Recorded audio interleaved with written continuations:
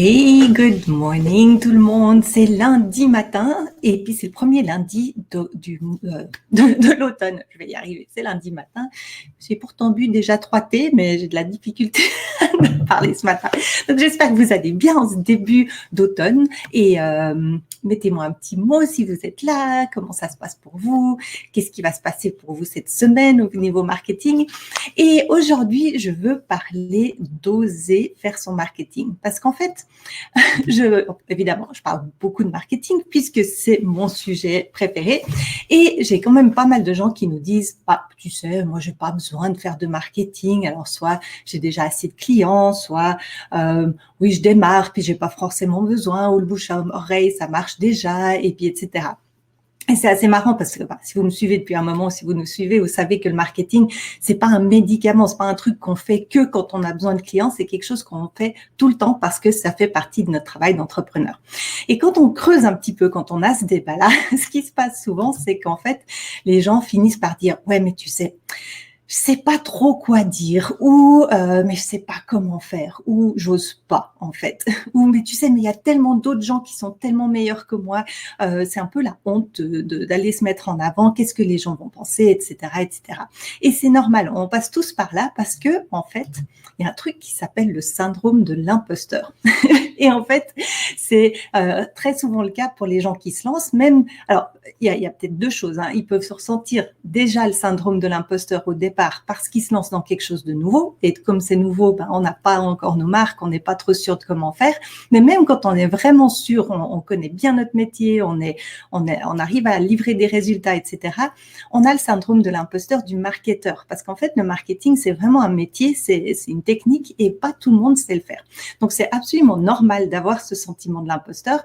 Et on a un article sur notre blog, je mettrai le lien tout à l'heure, qui aide à justement dépasser ce syndrome et se poser les bonnes questions par rapport au fait de est-ce que je suis vraiment un imposteur ou non. Dans la plupart des cas, je vous rassure, la réponse c'est non, c'est simplement qu'on est un débutant. Donc, je vais partager 3 choses avec vous ce matin qui vont aider si vous êtes dans ce sentiment de dire oh, mais moi je sais pas trop quoi écrire, je sais pas trop comment faire, etc. La première, c'est d'être bien au clair avec vous-même que vous n'avez pas besoin d'être l'expert incontesté, reconnu mondialement pour pouvoir commencer à communiquer. Simplement, il faut être 3 pas en avant des personnes que vous servez. Parce que même tous ces gens-là, en fait, vont chercher des gens qui sont comme eux et qui ont juste fait le même chemin qu'eux. On est très souvent, surtout quand on démarre ou qu'on a un problème, on va peut-être avoir de la peine à aller vers l'expert incontesté mondialement reconnu parce que justement, il est trop impressionnant. On préfère trouver quelqu'un qui est comme nous. Donc, commencez à communiquer là où vous êtes aujourd'hui. C'est clair que si on se regarde, si on compare toujours aux autres, on finit par ne pas oser faire parce que, évidemment, il y a des gens qui sont meilleurs que nous.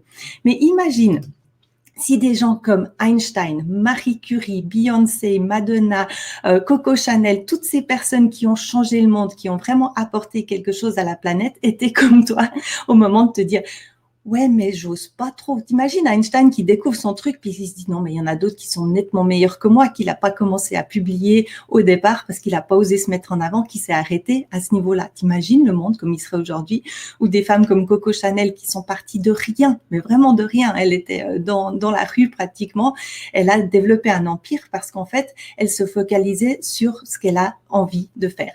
Ce qui était justement d'aider les femmes à se libérer de cette espèce de carcan de la mode qui était tous les corsets, les trucs comme ça. Elle voulait libérer les femmes. Et c'est vraiment ça mon deuxième point, c'est que si tu es focalisé sur ton client, si tu es centré client et pas centré sur ton ego qui dit oui mais qu'est-ce que les gens vont penser, on s'en fout de ce que les gens vont penser si tu es au service de l'autre et que tu te focalises sur la personne que tu veux aider. Si quelqu'un ne résonne pas avec ton message, c'est pas grave, c'est que c'est pas la personne pour qui tu es en train d'écrire, c'est quelqu'un d'autre. Toi, tu es en train d'écrire pour les gens que tu veux aider. Donc, tu vas jamais te tromper si tu te focalises dans ton contenu, dans ton marketing à aider les gens que tu veux servir.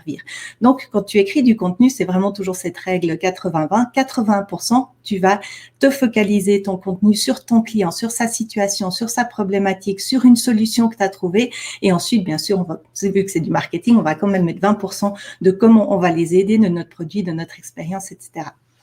Et la troisième chose ici, qui suit ça, c'est qu'évidemment, Si tu veux devenir meilleur, si tu veux avoir plus confiance en toi, ben simplement, il faut apprendre le marketing. C'est pas plus compliqué que ça. Donc, en fait, pour apprendre, nous, dans Rapidly, on va pouvoir t'aider de plusieurs manières. D'abord, je vais juste partager mon écran, comme ça, tu vas le voir ici. Hop. Donc, on a 35 formations à ce jour qui vont en fait t'aider à développer toutes ces compétences que tu as besoin. Et en plus de ça, à l'intérieur, ça c'est un truc qu'on vient de rajouter, quand tu es dans ta formation, on a une vidéo qui t'explique comment faire et puis la théorie, mais après, en fait, on a les actions à faire pour le mettre en place et exactement qu'est-ce que tu dois faire pour mettre cette compétence en place.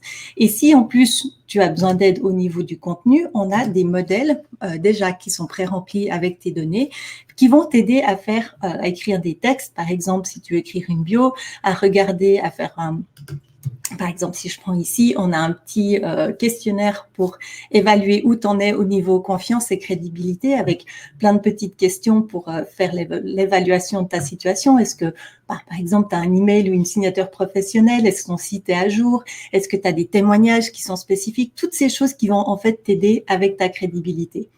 Et si tu as besoin d'écrire du texte, par exemple, on a ici toute une série de textes. Imaginons que tu veux faire une pub, tu ne sais pas trop comment faire, et ben tu viens ici et puis tu réponds simplement aux questions et on t'aide à construire ta publicité. Donc tu vois, en fait, quand tu sais pas faire quelque chose, et ben tu deviendras jamais meilleur si tu restes dans ton coin à te dire oui mais moi j'ai pas besoin de faire. C'est juste si tu n'oses pas faire, entraîne-toi, entraîne-toi, entraîne-toi. C'est comme dans ton métier que tu fais aujourd'hui. Quand tu as démarré, et ben tu n'avais pas les compétences, tu as dû les acquérir. C'est la même chose avec le marketing, c'est pas plus compliqué que ça.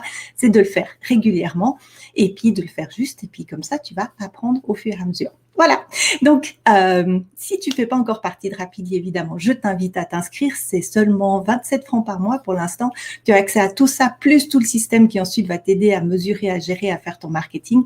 Et voilà, donc on est à peu près au bout pour aujourd'hui. Si vous avez des questions ou des commentaires, mettez-les moi dans le comment. Il y a toujours ce décalage de 2 minutes, donc je vais attendre une toute petite seconde pour ça.